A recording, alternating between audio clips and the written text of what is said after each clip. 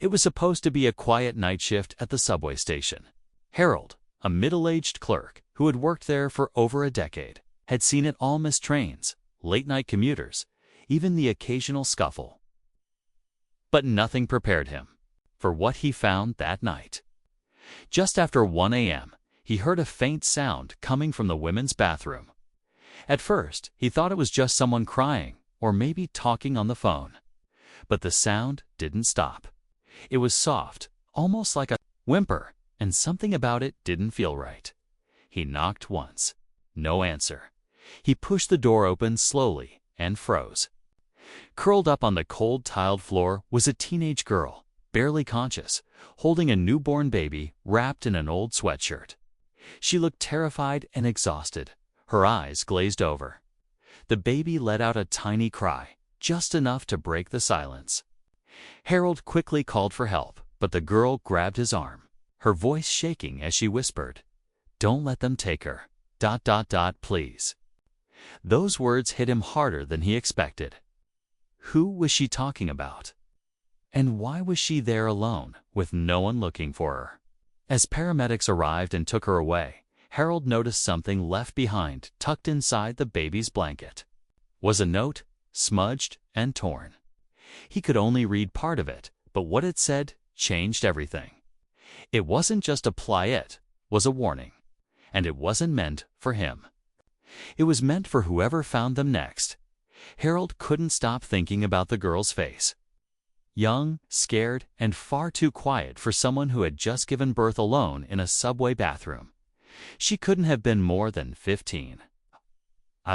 The hospital, she gave a false name, then stopped speaking entirely. No ID, no phone, no one coming to claim her. The only thing she kept asking over and over was if the baby was safe. Doctors said both were stable, but something about the situation didn't sit right with Harold. He still had the note. The smudged ink made it hard to read, but 2 words stood out clearly. Underground room. Harold mentioned it to the officers who responded, but they brushed it off as a scared kid talking nonsense. Still, something gnawed at him. He'd worked in that station for years. He knew every hallway, every locked door, every maintenance shaft, or at least he thought he did. That night, after his shift ended, he stayed behind. He walked the corridors, past the platforms toward the older part of the station that hadn't been used in decades. He remembered rumors about sealed tunnels and forgotten rooms. Stories passed between workers, but never taken seriously. He found one rusted door tucked behind a utility panel. It was chained shut, but through the gap, he saw something: old cot, a dirty blanket, and scribbles on the wall. Someone had been there. Recently, as he leaned in closer, he heard a soft sound behind him, a baby's cry. Harold spun around, heart racing, but the hallway was empty. Just the soft hum of old pipes and flickering lights above. The cry had sounded close to close, but there was no one in sight. He stepped back from the rusted door, his mind racing. Maybe it was his imagination, or maybe someone was watching him. Back at the station's control room, he checked the old blueprints, dusty and faded. And there it was, an unmarked chamber below Platform 6, listed simply as storage, but no record of it being used in the past 20 years. No access code, no official key. Meanwhile, the girl, who still hadn't said her real name, was moved to a child protection unit. But the nurses started noticing something odd. She kept waking up at the same time every night, 2:13 a.m., screaming, but not in fear. More like warning. She would whisper phrases in her sleep that sent chills down the staff's spine. "They're still there, below the tracks. Don't follow the wires." One nurse, curious and worried, began to dig into missing persons reports from the area. What she found shocked her. Over the last 4 years, 5 girls between the ages of 14 and 16 had vanished near subway stations. All at night, none ever found. And the most chilling part, every case was quietly closed. Within weeks. No media coverage, no family interviews, Nothing. It was like someone didn't want people asking questions. But now someone had. And Harold was getting too close to something long buried. Harold couldn't shake the feeling that the girl wasn't just a victim, she was a witness to something far darker. The unmarked room, the cry he heard, the missing girls, all of it was connecting in ways that made his stomach turn. Late the next night, he returned to the hidden door, this time with bolt cutters.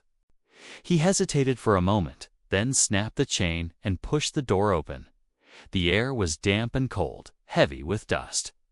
Inside, the narrow tunnel led down a flight of crumbling stairs, barely lit by a single flickering bulb.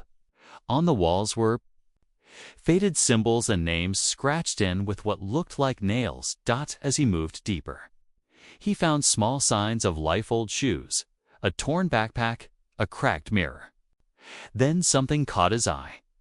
A security badge from the transit company, recently dated.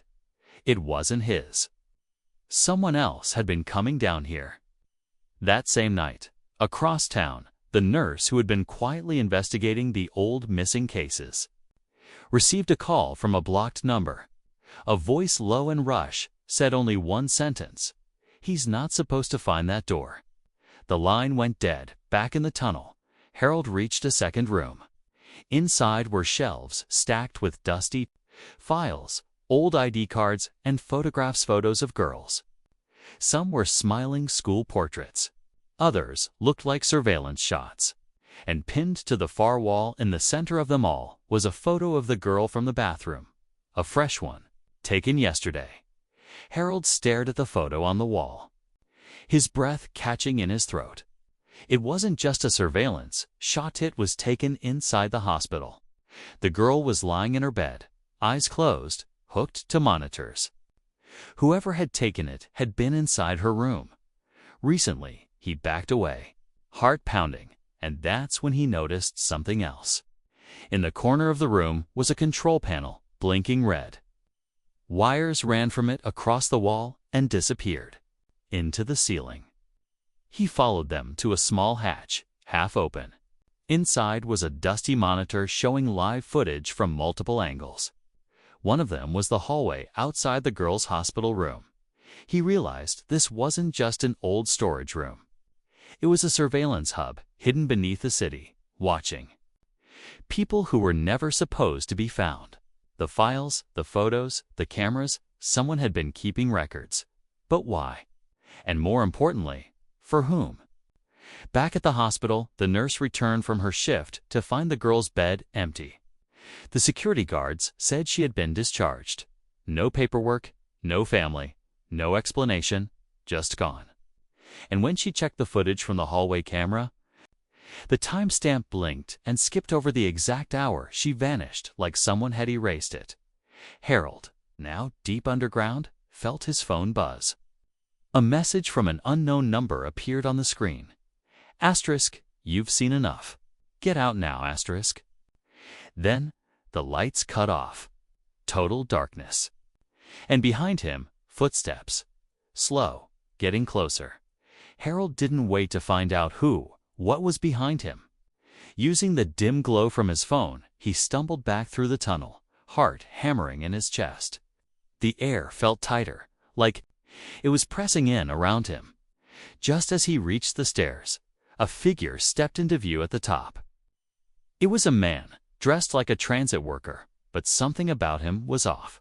His badge was blank. His eyes empty.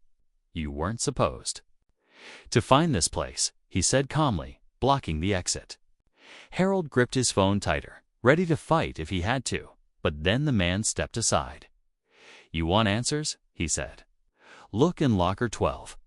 Harold didn't stop to ask questions. He raced out, past the empty platforms, and straight to the locker room near the old employee lounge.